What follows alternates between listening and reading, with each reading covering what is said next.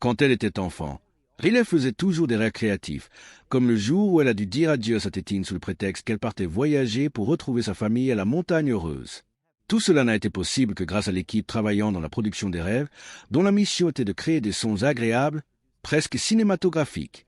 Cependant, 9 ans plus tard, lorsque Riley devient adolescente, certaines choses commencent à changer. Les émotions de la jeune fille l'aident à traiter ses pensées durant la journée et à stocker ses expériences en souvenirs pendant la nuit. La plupart des souvenirs vont au secteur du long terme, mais certains doivent passer par une étape supplémentaire de traitement. C'est pourquoi Joie les envoie à la production des rêves. Ce secteur est dirigé par une grande visionnaire appelée Paula Pimon, la réalisatrice qui coordonne toutes les productions du monde onirique. Quand Riley s'endort, le travail des acteurs commence et ils utilisent des histoires ludiques pour aider la jeune fille à traiter ses traumatismes et ses souvenirs inconfortables. Bien qu'elle soit responsable de la plupart des productions, Paula reçoit l'aide d'une équipe de réalisateurs qui travaillent dans différents secteurs tels que les rêves liés au sport, la comédie et la terreur, qui sont les cauchemars.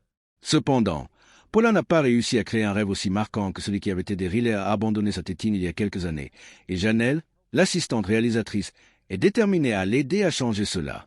Le problème est que Paula n'accorde pas beaucoup de crédit aux suggestions de Janelle et finit toujours par prendre des décisions sans la consulter, ce qui provoque encore plus de traumatisme dans la vie de Riley. La plus grande aspiration de Janelle est de diriger un rêve par elle-même, mais elle n'a jamais eu le courage de l'avouer à sa patronne.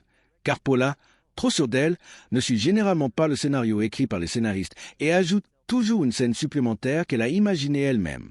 Son grand projet, à présent, est d'utiliser l'ancien jouet de Riley pour jouer dans un rêve, mais la jeune fille a déjà été tournée en ridicule à l'école pour avoir apporté sa boîte à musique en classe et a décidé de se débarrasser de la licorne sirène cet après-midi-là. Chers amis francophones, je vous demande de bien vouloir vous abonner à ma chaîne. J'ai besoin d'atteindre au moins 1000 abonnés. Claquette, et si vous souhaitez le récapitulatif d'un film en particulier, n'hésitez pas à me le dire dans les commentaires.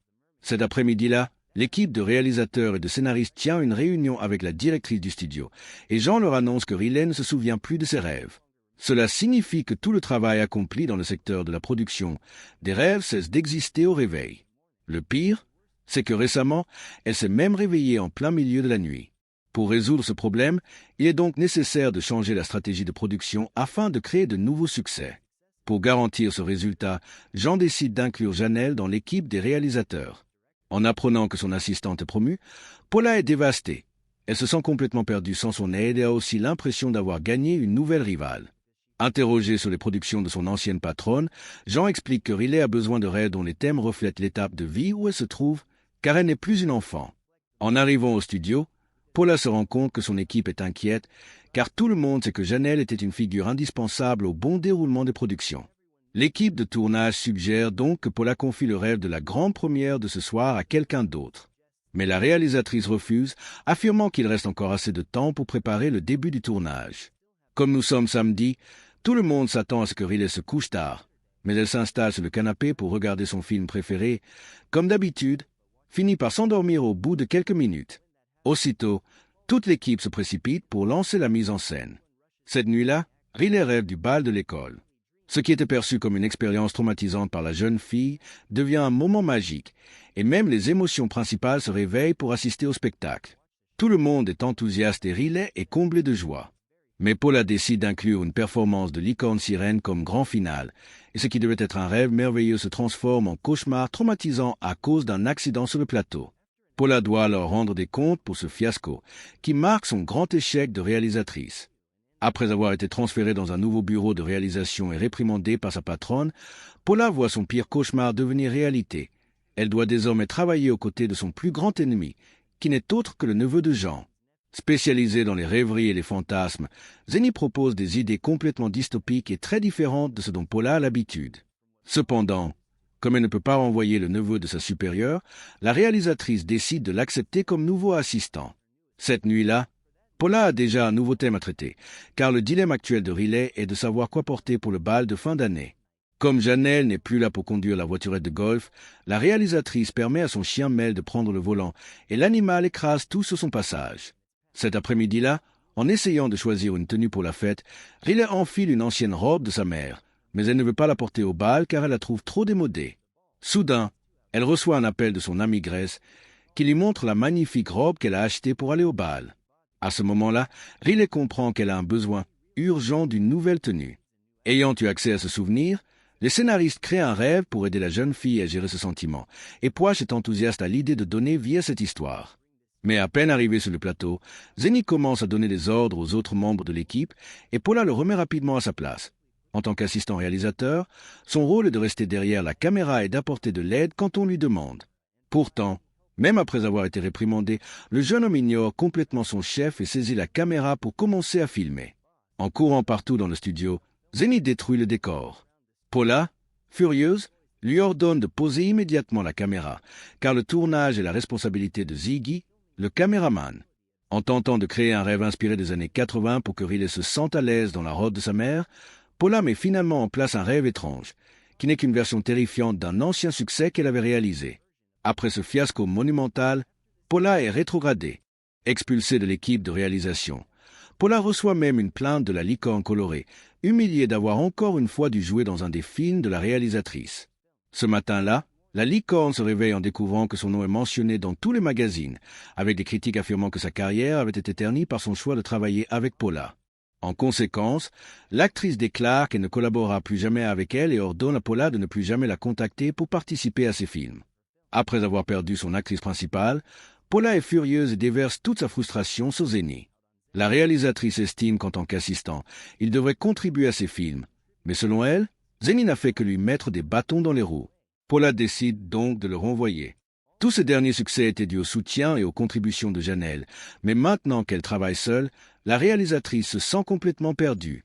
Furieux d'avoir été licencié, Zeni affirme que c'est la meilleure chose qui pouvait arriver à sa carrière, car s'il avait continué à travailler avec Paula, ses projets auraient été sévèrement critiqués, comme cela s'est produit avec la licorne colorée. Cet après-midi-là, Paula revoit certains de ses anciens succès et se désole en se souvenant qu'ils datent de plusieurs années, à l'époque où Riley était encore une enfant.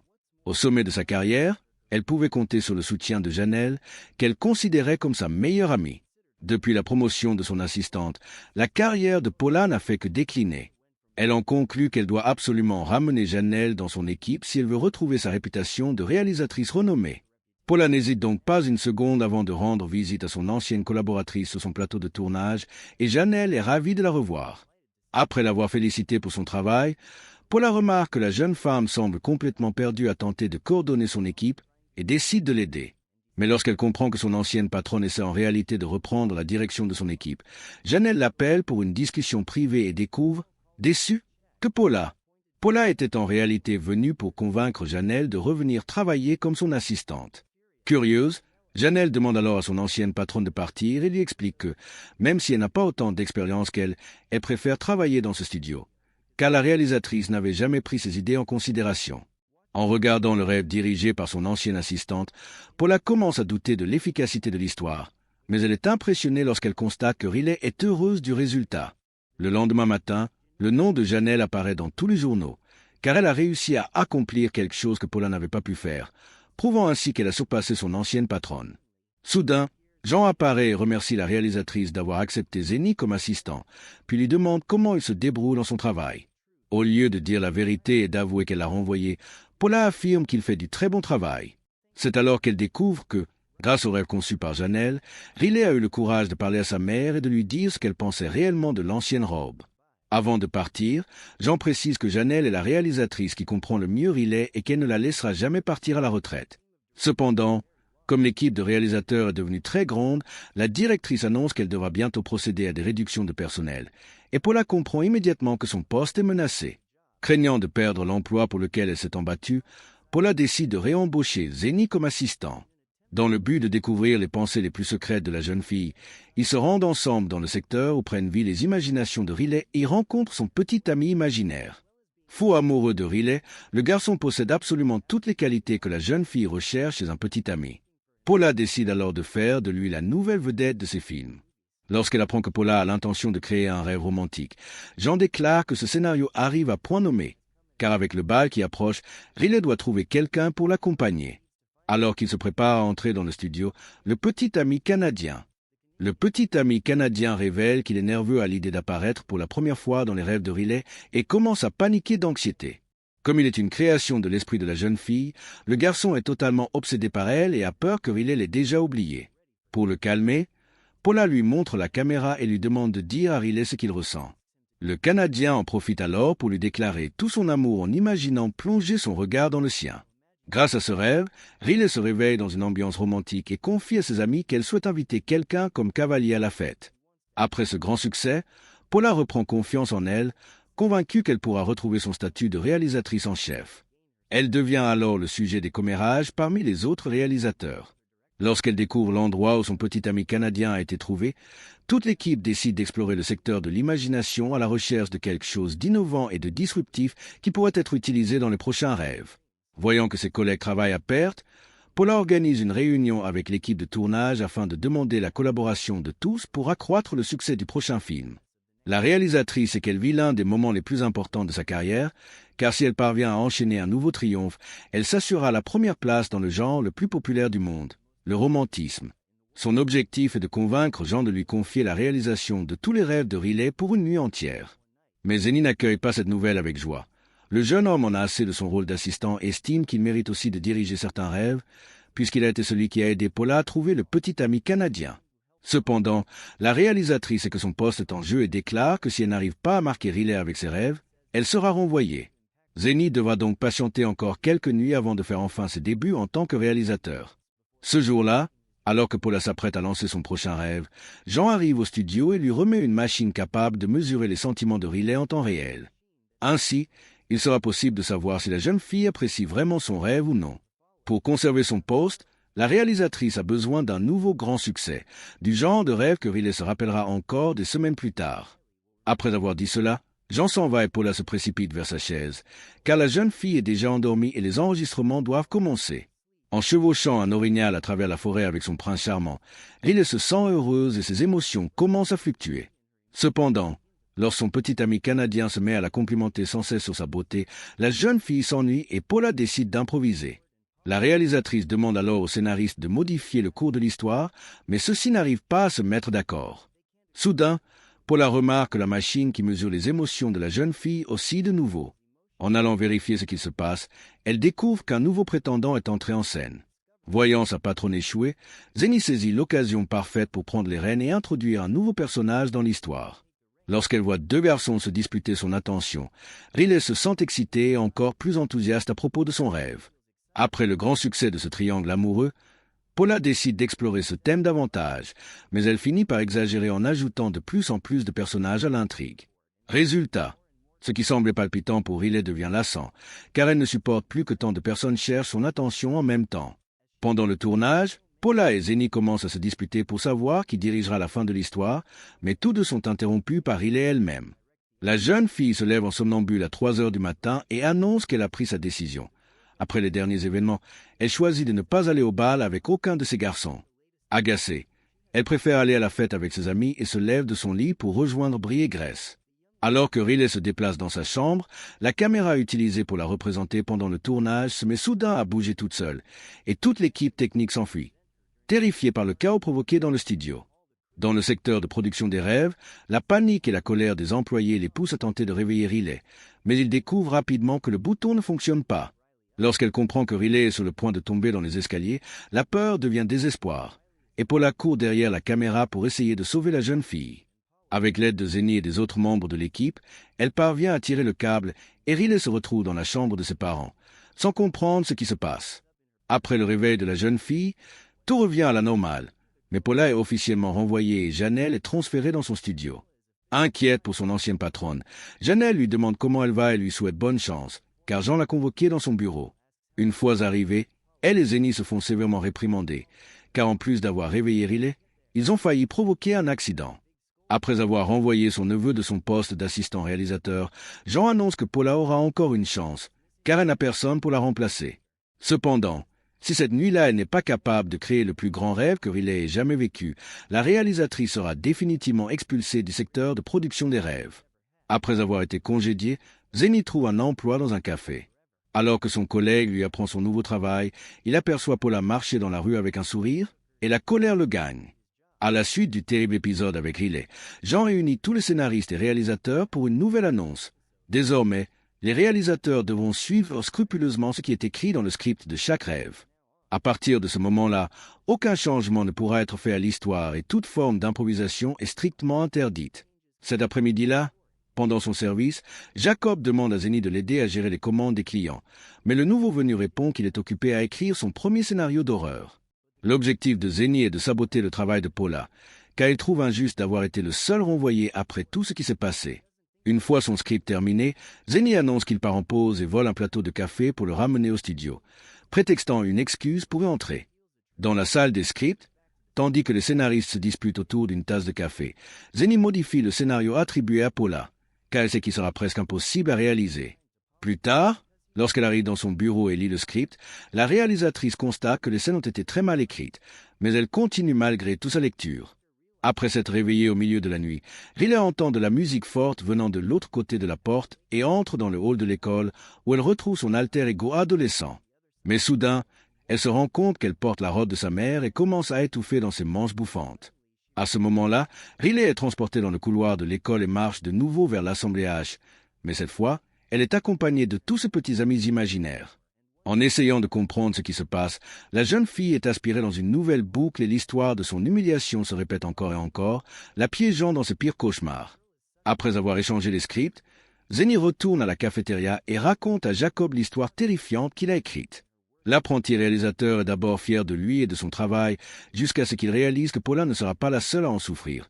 Puis c'est Riley qui sera finalement affecté par ce récit. Quand Zeni comprend cela, il se précipite au studio pour tenter d'empêcher que cela ne se produise et découvre que Paula a démissionné, refusant de diriger un rêve qui détruirait toute la confiance en elle de Riley. Alors qu'elle s'apprêtait à quitter le département de production des rêves, Zeni surgit et lui avoue qu'il avait écrit ce script dans le but de la saboter. Il lui dit ensuite que le script a été confié à Janelle. Paula se précipite alors pour tenter de l'empêcher de réaliser ce rêve et demande à Zeni d'aller voir sa tante pour lui raconter ce qu'il s'est passé. Cependant, lorsqu'elle voit son ancienne patronne essayer de l'arrêter, Janelle pense que Paula tente de la saboter, car elle n'a jamais cru que sa supérieure était heureuse de la voir promue réalisatrice. Puis Jean apparaît en compagnie de son neveu et révèle qu'elle a lu le script qu'il avait écrit. À la surprise générale, la directrice annonce qu'elle a aimé cette histoire, car Riley a besoin de rêves dramatiques de ce genre pour mûrir. Jusqu'ici, Janelle n'avait pas encore lu ce script, mais lorsqu'elle découvre le récit d'horreur écrit par Zeni, elle refuse de diriger ce cauchemar et finit par être renvoyée. Cette nuit-là, lorsque Riley s'endort, Jean met en scène le scénario écrit par son neveu. Mais, afin de rendre ce rêve moins traumatisant, Zeni et les deux réalisatrices s'allient pour modifier l'histoire. Pendant la représentation, Jean remarque que la robe de la jeune fille a été changée et appelle les agents de sécurité pour capturer Janelle et Paula. Alors que Jean tente de reprendre le contrôle de l'histoire, l'ancienne directrice surgit pour essayer de l'arrêter, mais elle est bloquée par les gardes. Avec l'aide de Mel, Paula endort les agents de sécurité et retire le filtre de distorsion de la réalité afin que Riley puisse voir qu'il ne s'agit que d'un rêve. À ce moment-là, la jeune fille commence à vivre un rêve lucide et Paula a la chance de lui parler en personne. Pendant leur conversation, Riley avoue qu'elle adorait aller au bal, mais qu'elle déteste cette robe et ne se sent pas assez en confiance pour y aller vêtue ainsi. Réalisant qu'elle se trouve dans un rêve et qu'elle peut faire tout ce qu'elle veut, Riley décide alors d'organiser sa propre fête et s'amuse en compagnie de tous les employés qui travaillent dur pour créer ses rêves. À la fin de la fête, la jeune fille dit au revoir à Paula, même si elle ne se souvient pas du rêve le lendemain matin. Riley est profondément marqué par cette expérience. Après cela, Zeni est engagé comme réalisateur et Jean finit par être renvoyé. Elle doit alors reprendre le poste de son neveu à la cafétéria. Quant à Paula, elle devient la nouvelle directrice du studio, et Janelle retrouve également son poste. Cette nuit-là, Riley décide d'aller au bal et passe un moment merveilleux avec ses amis, grâce au rêve qu'elle avait fait la veille. Alors, qu'avez-vous pensé de ce film? Dites-le moi dans les commentaires ci-dessous. Et si vous avez aimé la vidéo, n'oubliez pas de mettre un like et de vous abonner pour plus de résumés de films. À la prochaine!